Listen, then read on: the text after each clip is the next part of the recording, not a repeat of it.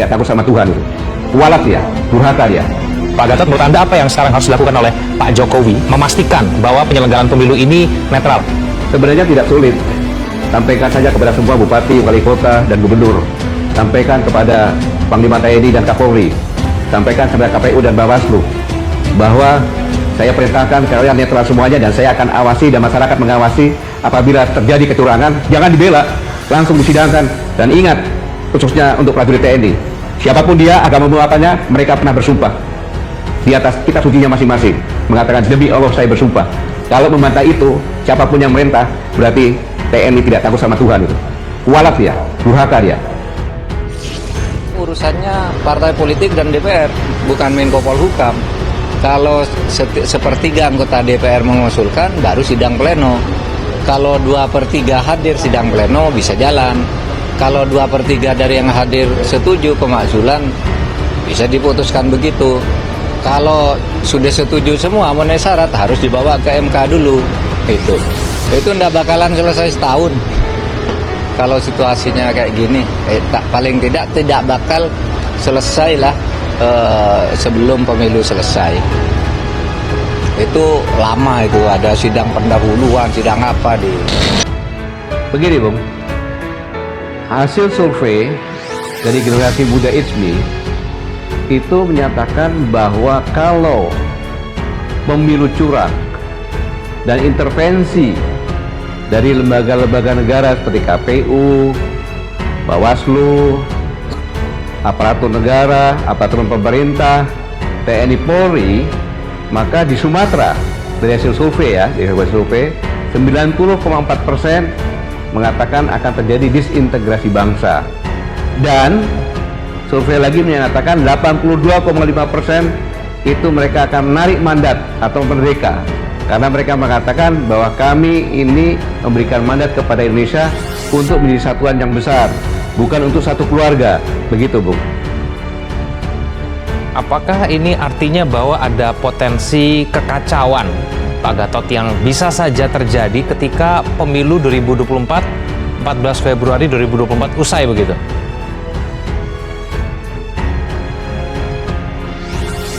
Masalahnya kalau cuma kekacauan itu kecil, tetapi kalau negara ini terpecah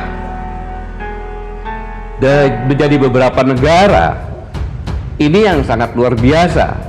Makanya saya harus berbicara di sini. Jangan sampai ini terjadi. Begitu, Bung. Oke, Pak Gatot, ada sejumlah gerakan masyarakat yang prihatin juga, khususnya dalam peran Presiden dalam pemilu 2024. Ada yang mendorong pemakzulan, ada yang menggugat Presiden Jokowi ke PT UN. Nah, menurut Anda, Pak Gatot, apakah gerakan-gerakan masyarakat ini memiliki alasan dan dasar yang kuat? Alasan dasar yang kuat bisa saja dibuat dengan apa yang telah dilakukan selama ini. Tetapi proses ini tidak semudah yang dikatakan. Sepertiga dari anggota DPR harus setuju, kemudian 2/3 hadir, dan yang hadir 2/3 menyetujui, kemudian dibawa ke Mahkamah Konstitusi, kemudian ke MPR, dan lain sebagainya. Memerlukan waktu yang tidak segera mungkin, paling cepat sekitar setengah tahun itu paling cepat, saya pikir. Dari kondisi sekarang akan sulit begitu. Ya, seperti yang Pak Gatot sampaikan tadi, bahwa ternyata memakan waktu kurang lebih sampai 1 tahun, sehingga kemudian tidak sedikit Pak Gatot yang mengatakan proses pemakzulan ini mustahil dilakukan. Menurut Anda juga demikian?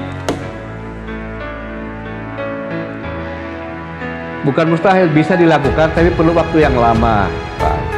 Dan sekarang yang krisis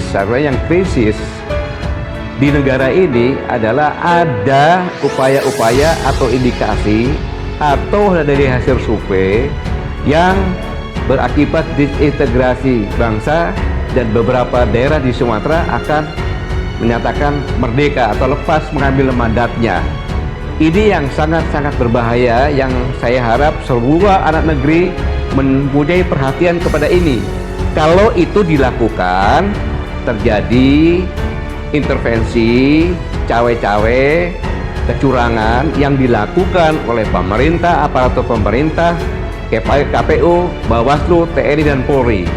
Untuk itu, maka agar negara ini selamat, kita semua anak bangsa, semuanya harus sadar bahwa pemilik sah negeri ini adalah seluruh rakyat Indonesia.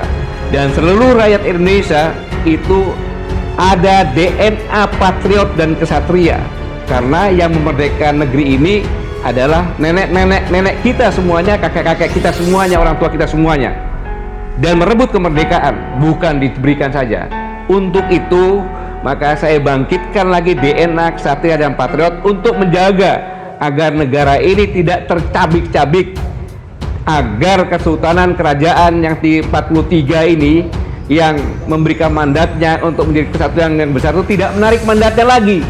Maka semua harus berani mengatakan bahwa apabila ada yang curang, apabila yang tidak netral, apabila yang ikut intervensi, baik itu dari kepala desa sampai ke presiden, dari prajurit rendah sampai dengan Panglima TNI, dari Bayangkara rendah sampai Kapolri, ikut cawe-cawe, maka itu adalah pengkhianat negara yang membiarkan negara ini akan tercabik-cabik dan terpecah-pecah. Itulah yang harus kita sama-sama bangkit. Maka katakan, mari kita bentuk posko siaga, Indonesia Siaga, di mana kita semuanya bersama-sama, semuanya termasuk kepala desa, Babinsa, Babinkamtibmas, semuanya bersama-sama menjaga dan melihat jangan sampai ada kecurangan. Begitu, Bang. Pak Gatot, apakah memang keadaan seperti tidak netral, cawe-cawe, apakah memang hal-hal itu yang terjadi pada saat ini? Dan kemudian apa indikasinya sehingga kemudian Pak Gatot yakin bahwa ada potensi perpecahan di negara kita nanti pasca pemilu kalau ini dibiarkan berlanjut begitu? Bang, ini sudah terlihat di depan mata. Mulai dari undang-undang yang mengatakan bahwa kan undang-undang bahwa pejabat publik, bupati, wali kota, gubernur dipilih secara langsung. Tapi ini PJ bisa sampai 2 tahun. Dan kemudian sekarang ini 50% lebih adalah baik gubernur, wali kota itu adalah PJ. Apa maksudnya?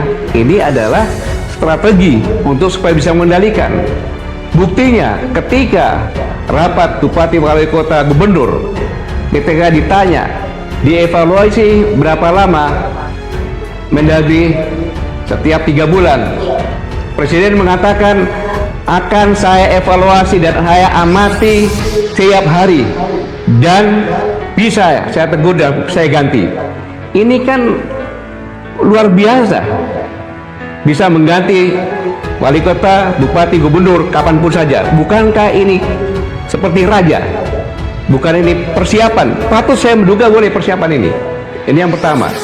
Yang kedua, Presiden tidak menegur Gibran untuk menjadi wakil presiden. Artinya presiden ikut sama-sama. Kemudian kita tahu semuanya kecurangan-kecurangan. Digembosinya mobil Amin di Sumatera Utara, Jalan Sudirman 7 oleh Disub. Kemudian aparat dari Satpol PP, pernyataan, banyak lagi gambar kepala desa dikumpulkan. Ini bukan saya saja, di pelosok-pelosok dari survei dari generasi muda IFPI menyasar semuanya dan mereka mengerti itu, melihat, dan sangat berbahaya. Bahkan dunia internasional mengatakan untuk mengetahui hasil pemilu di Somalia itu perlu waktu 20-30 hari. Di Amerika 2-3 hari. Yang paling efektif Indonesia 1 bulan sebelumnya udah tahu. Ini anekdot di luar negeri loh. Inilah yang sama-sama saya mengajak sebagai anak negeri yang bertanggung jawab, pemilik negeri ini, kita bersama siaga agar ini jangan terjadi dan negeri ini bisa melakukan pemilu dengan jujur, adil, luber, dan tidak terjadi apapun juga.